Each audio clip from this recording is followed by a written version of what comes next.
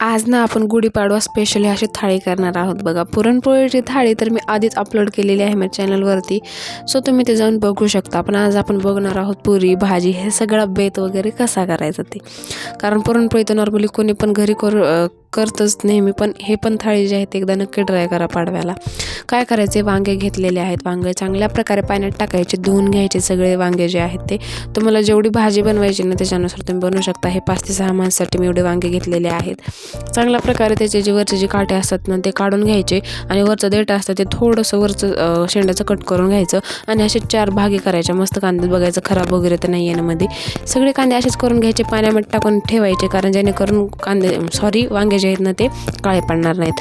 कारण बाहेर जर आपण तसेच वांगे ठेवले ना तर ते काळे पडतात, त्याला काळा कलर येतो. सो त्याच्यामुळे इथं नंतर मिक्सरमध्ये अद्रक, लसूण, कोथिंबीर घेतलेली आहे मी, मिरच्या घेतलेल्या आहेत. चांगल्या प्रकारे ह्याला ग्राइंड करून घेतलेलं आहे बघा. ह्याच्यात थोडेसे आता शेंगदाणे टाकून घ्यायचे भाजलेले आणि आणखीन ग्राइंड करून घ्यायचं. याचं पूर्ण आपल्याला मस्त असं पावडर टाईप थोडंसं असं बनवून घ्यायचं आहे. मध्ये जे वाटण टाकलेलं असतं वांग्यामध्ये ते वाटण बनवून घेतले. तर वांगे घ्यायचे, वांग्याचे जे कापे केलेले आहेत ना आपण त्याच्यामध्ये मस्त असा हे मसाला भरून घ्यायचा आणि सगळ्या प्लेटमध्ये असं ठेवून घ्यायचे बघा. सगळे वांगे तसेच मी रेडी करून घेत आहे. सगळ्या जे मसाला आहे ते वांग्यामध्ये छान असं मस्त भरून घालायचं, जेणेकरून टेस्ट एकच नंबर येणार बघा.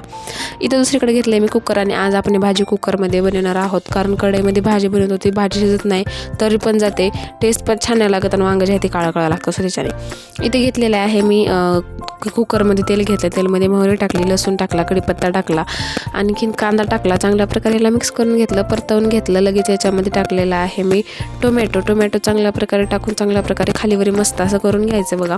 आणि नंतर याच्यामध्ये मसाले ॲड करायचे. ते म्हणजे घरी जे मसाला बनलेला असतो आपलं काळं वाटण हे टाकून घ्यायचं. त्याच्यानंतर अंबारी मसाला टाकायचा हिरवा, ते डिस्क्रिप्शन बॉक्समध्ये मी लिंक देईल याची. हळद टाकून घ्यायची आहे, थोडंसं रेड चिली पावडर आपलं जे असतं ते टाकून घ्यायचं. मीठ टाकायचं चवीनुसार आणि चांगल्या प्रकारे या मसाल्याला पूर्ण परतवून घ्यायचे बघा. खालीवरी करायचं, मसाला पूर्ण जे त्याच्यामध्ये मिक्स झाला पाहिजे. नंतर लगेच वांगे टाकून घ्यायचे. वांगे टाकून घेतले की चांगल्या प्रकारे असं मस्त आणखी मिक्स करून घ्यायचं, म्हणजे पूर्ण जे मसाला आहे ना ते वांग्याला पण असं छान असा लागला पाहिजे. वरतून कोथिंबीर टाकायची आणि जेवढं आपल्याला घट्ट किंवा पातळ भाजी पाहिजे त्याच्यानुसार मध्ये पाणी टाकायचं. मी 2 ग्लासमध्ये पाणी टाकून घेतलेलं आहे. वरून थोडीशी साखर टाकलेली आहे, थोडीशी टाकायची आणि आणखीन थोडंसं मीठ चवीनुसार टाकलेलं आहे. कोथिंबीर टाकली, मस्त झाकण लावून झाकून ठेवून दिलं बघा. 2 शिट्ट्या मारून घ्यायच्या मस्त अशा कुकरच्या. कुकर घेतलेला आहे, कुकरमध्ये टाकलेला आहे मी 1.5 कप डाळ घेतलेली आहे, तूर डाळ घेतलेली आहे. चांगल्या प्रकारे तूर डाळीला आपल्याला धुवून घ्यायचं आहे. 2 ते 3 वेळेस डाळ धुवून घ्यायची, कारण डाळ जे आहे ना ते बाहेरून वगैरे आणतो आपण, सो त्याला पांढरं वगैरे पावडर लागलेला असतो, ते चांगल्या प्रकारे निघलं पाहिजे. 2 ते 3 वेळेस धुवून घेतलेलं आहे. नंतर या डाळीमध्ये हळद टाकली, पाणी टाकलं आणि कुकरचं जे ते झाकण लावून घेतलं. याच्या 3 ते 4 शिट्ट्या मारून घ्यायच्यात, म्हणजे डाळ आपली छान प्रकारे अशी शिजून जाईल. इथे ना आलू पूर्ण मॅश करून घेतला आहे मी. आलू बॉईल करून घेतलेले होते, त्याचा छिलका वगैरे काढून घेतला आहे आणि चांगल्या प्रकारे त्याला चाकून असं कट करून घेतले. पूर्ण पण चुरगळून नाही घ्यायचं आपल्याला. नंतर कढईमध्ये तेल गरम केले, तेलामध्ये मोहरी टाकली. मोहरी चांगली तडतडू द्यायची की लगेच याच्यामध्ये टाकायचं आपल्याला लसूण चांगल्या प्रकारे टाकून घ्यायचा, छान असा मिक्स करून घ्यायचा. लगेच मध्ये कढीपत्ता ॲड करायचा आहे. कढीपत्ता ॲड केला की लगेच याच्यामध्ये आपल्याला कांदा ॲड करून घ्यायचा आहे आणि चांगल्या प्रकारे खालीवरी करत मस्त असं मिक्स करून घ्यायचं आहे. छान असा ना कांदा आपला परतायला पाहिजे बघा, त्याच्यामुळे सो कांदा वगैरे टाकायचा. कांदा थोडासा मी जास्त घेतलेला आहे, ते 2 मिडियम आकाराचे कांदे घेतलेले आहेत मी कट करून. याला चांगल्या प्रकारे खालीवरी करायचं, छान असं परतवून घ्यायचं आपल्याला या कांद्याला. तर याच्यामध्ये मीठ टाकून घ्यायचं बघा. थोडंसं मिठाने कांदा पटकन सॉफ्ट होतो, पटकन असं जे आहे ते फ्राय होऊन जातो. मीठ म्हणा किंवा आलूची भाजी करत असताना आपण, तर आता हे तर बॉईल केलेले आलू आहेत, हे काही टेन्शन नाही, पण अशी करत असताना तर मीठ टाकू शकता, पटकन जे आहे ते आलू पण शिजून जातो. लगेच याच्यामध्ये वाटण टाकलेलं आहे एक मी. ते वाटणमध्ये काही जास्त नव्हतं, कोथिंबीर होती आणि अद्रक होता आणि हिरवी मिरची होती, एवढंच होतं. हे सगळं मिक्सरला फिरवून घेतलं आणि छान प्रकारे मस्त टाकून मिक्स करून घेतलं. नंतर मध्ये हळद टाकली, थोडीशी हळद अशी छान आणखीन ते मिक्स करून घेतलं. आलू टाकला आपला जे होता ते बॉईल केलेला, आलू टाकून आणखीन छान खालीवरी करायचं. खालीवरी केलं की मस्त असं जे आहे ते आपली कोथिंबीर टाकून घ्यायची वरतून आणि आपली भाजीने एकदम रेडी आहे बघा आलूची पुरी संग खाण्यासाठी. आलूची भाजी आपण पातळ पण करू शकतो, म्हणजे वाटणांची वगैरे भाजी, पण मी वाटांची वांगे घेतलेला आहे मी, सो त्याच्यासाठी मी ते नाही केलं. हे फक्त एवढी भाजी घेतलेली आहे आलूची. मस्त कोथिंबीर वगैरे टाक आणि आलूची भाजी बघा मस्त अशी रेडी झालेली आहे आपली.